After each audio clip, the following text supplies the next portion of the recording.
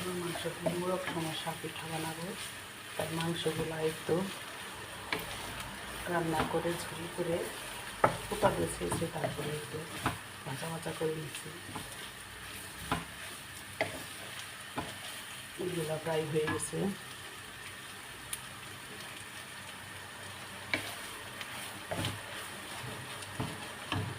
মাংসের ভিতরে একটু কাঁচামরিচ আর পেঁয়াজ দিয়েছি, আর শেষে দিয়ে দেবো একটু ধনিয়া পাতা।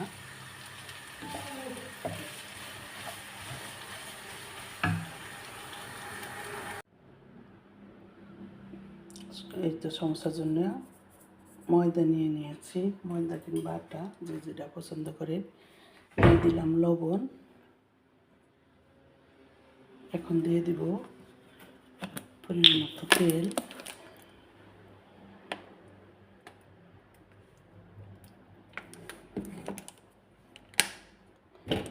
এখানে আমি রান্নার তেল দিয়েছি। এখন দিয়ে দিব অল্প অল্প করে পানি। পানি দিয়ে সুন্দর একটা ডো বানিয়ে নেব। খুব সুন্দর একটা ডো বানিয়ে নিয়েছি। এখন এটাকে রেখে দেব, রেস্টে রেখে দেব মিনিমাম আধা ঘন্টা। এরকম পাতলা করে রুটি বানিয়ে নিয়েছি, এরকম একটু লম্বা করে। এখন এই মাংসগুলো দিয়ে দিব।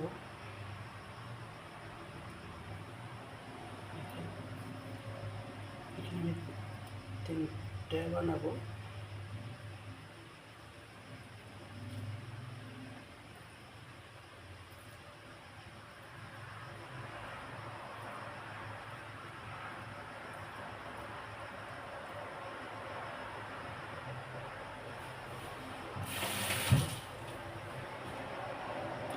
এই দুই পাশে একটু পানি দিয়ে ভিজিয়ে দিব।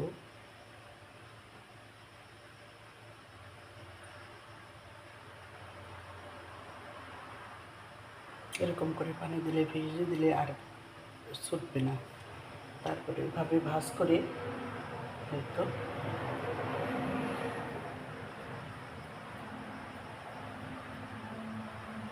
তো বানিয়ে নিলাম।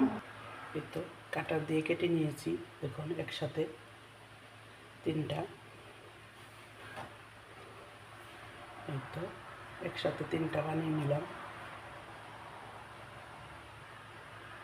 এই তো এরকম করে লম্বা করে রুটি বানিয়ে নিলে সহজ হয়, একসাথে 3-4টা করে বানানো যায়।